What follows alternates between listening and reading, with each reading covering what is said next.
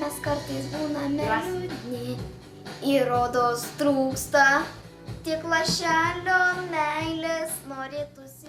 Prieš 18 metų vos gimusi Linutė buvo labai graži. Ryškus veido bruožai, besišypsant netrukus išryškėjusios duobutės skruostuose. Snieguolė buvo laiminga mama, bet ta laimė truko neilgai. Pirmąsias savo gyvenimo dienas mergytė praleido inkubatoriuje. Labai daug pačiai baimės buvo ir šokas toksai, tai nežinau.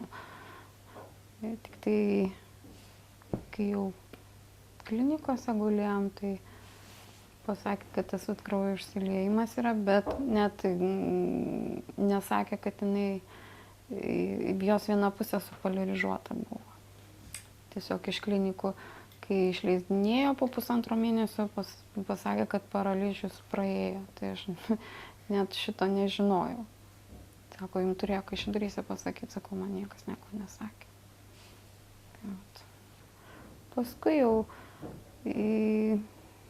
namuose net mes nei mėnesio nepabuvom, tas kraujo užkrėtimas, sepsis vadinamas, pasireiškia.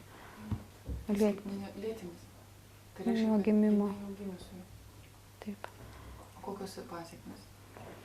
Pasiekmes. Gydymas, sakykime, ir ką sakė medikai, kad dabar yra labai blogai? Taip, tada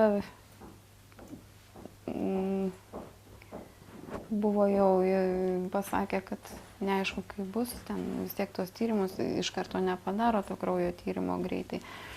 Bet jau tada pasakė, arba 50 arba gyvens, arba mirs. Darė kraujo perpilimą. Dar jos močiutė davė kraujo, nes nei mano, nei tėčio netiko kraujo grupė. Tai tik tai močiutės. Tai ir nieko, ir po truputį įsikapsim, bet tuo metu, kai kraujo užkrėtimas buvo ir meningitas ir visos kitos, tikrai labai daug ligų. Tai kiek laiko ten prapulėjote? 4 mėnesius. Taip. Pirmuosius kartus Linutė iš ligoninės buvo išleista kaip sveikas vaikas. Tačiau netrukus Snieguolei teko taikytis su vis naujomis diagnozėmis. Vos po kelių mėnesių mama sužinojo, mergytė akla. Visiškai. Nelikė nei trupučio regos likučių. Ir Linutė niekada nematys. Kaip jautėtės, ką galvote, iš vis kaip jaučias mama, kai medikai pasako, kad 50%, kad ji gyvens, 50% kad negyvens? Baisu. Baisu, net ir tada jau ten pasakė, kad jinai, tada sužinojau, kad jinai nemato. Jau ten infekciniai gulėdama. Ir buvo klausimas, ką darysite. Man tai buvo keistas klausimas. Tiesiog tai yra mano vaikas ir aš kitaip neįsivaizdavau. Ir tuo metu galvoju, kad viskas bus gerai, viskas. Jinai matys, jinai kaip ir visi vaikai bus. Tai išgirsta diagnozė, kad mergaitė yra akla, tai neiškarto suvokėt ir neiškarto patikėjot? Ne. Netgi atėjus Kaišiadorių šeimos gydytoja mūsų, tai atėjo taip atsargiai pasiūlyti invalidumą, kad jau mes kad gauti invalidumą. Aš iš karto, sakau, mums jokio invalidumo nereikia. Visai, nieko, viskas jai bus gerai. Nenoriu, bet jinai, aš suprantu, sako, kad sunku, tiesiog mane nuramino viską ir padėjo. Taip. Ir aš turėjau, kaip pasakyti, priėmiau taip jau tada, kad taip yra kaip yra. Snieguolė išties stipri. Moteris sugeba išgyventi, susikurti jaukią buitį, net ir palepinti savo mergytės. Iširusios abi santuokos ją užgrūdino ir ji žino, niekas kitas negali ir negalės pasirūpinti jos dukromis, tik ji pati. Verkiančios dar tikrai pasakius net nemačiau.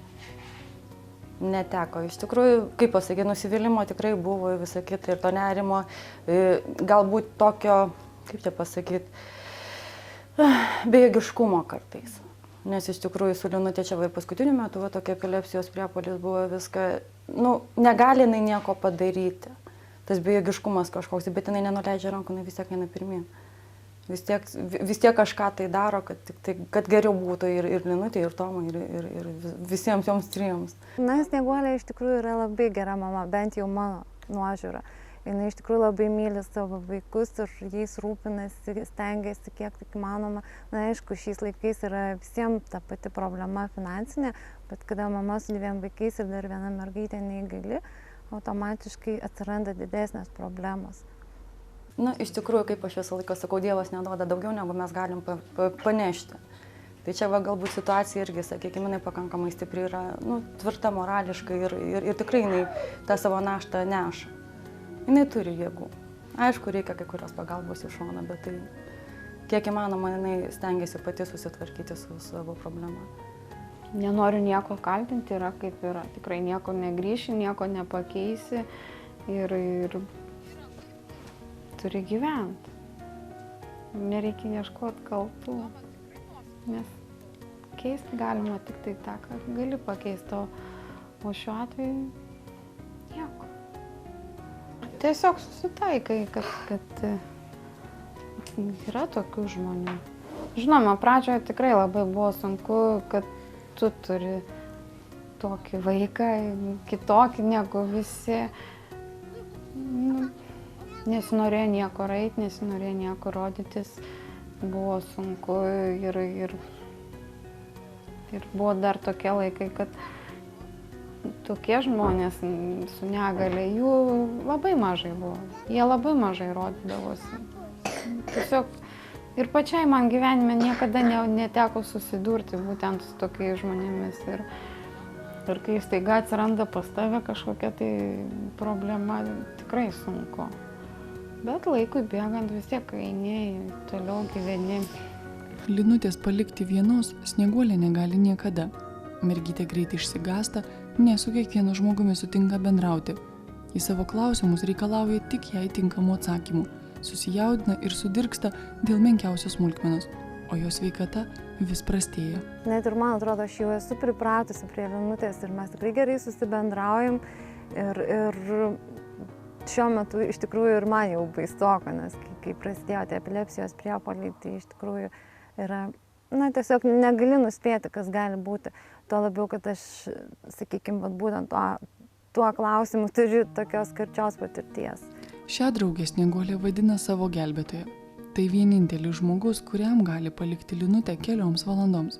Bet Snieguolė nusipelnė tokios draugės. Ji pati, nepaisant visų sunkumų, myli gyvenimą, myli abi dukras ir nieko nekeikia. Todėl šalia jos visada yra gerų, palaikančių ir ją suprantančių žmonių. Tiesiog, kadangi esame iš tikrųjų geros draugės ir aš turiu tokią galimybę, nes šiuo metu kaip ir dar slaugau savo mamą, tai tiesiog ir pagelbėjau, nes kas kitas padės, jeigu, sakykime, kaip Snieguolės atveju neturi tiesiog tokių artimų žmonių, kuriuos galėtų kreiptis, tai vis vien, jeigu jau draugės, tai iš tikrųjų, sakom, draugės džiaugsme ir varge. Aš džiaugiuosi, kad aš esu dabar tokia. Aš džiaugiuosi, kad manęs galbūt gyvenimas nelepino ir padarė stipresnį nei kiti. Nors, kaip pasakyti, galbūt tas problemas kitaip priimu, stengiuosi jas įveikti. Taip. Bet galbūt ir liūdna dėl to, kad neturėjau tos šilumos iš mamos pusės, iš tėvų pusės, tokio nebuvo. Bet aš noriu dabar, bet aš turiu kam savo šilumą atiduoti ir tai stengiuosi daryti. Mano abi gražuolės. Ir taip. Atsibodo sėdėti. Tau mano šypsena, ašaros mano, aš širdyje labai myliu savo mamą, brangiausia man pasaulyje.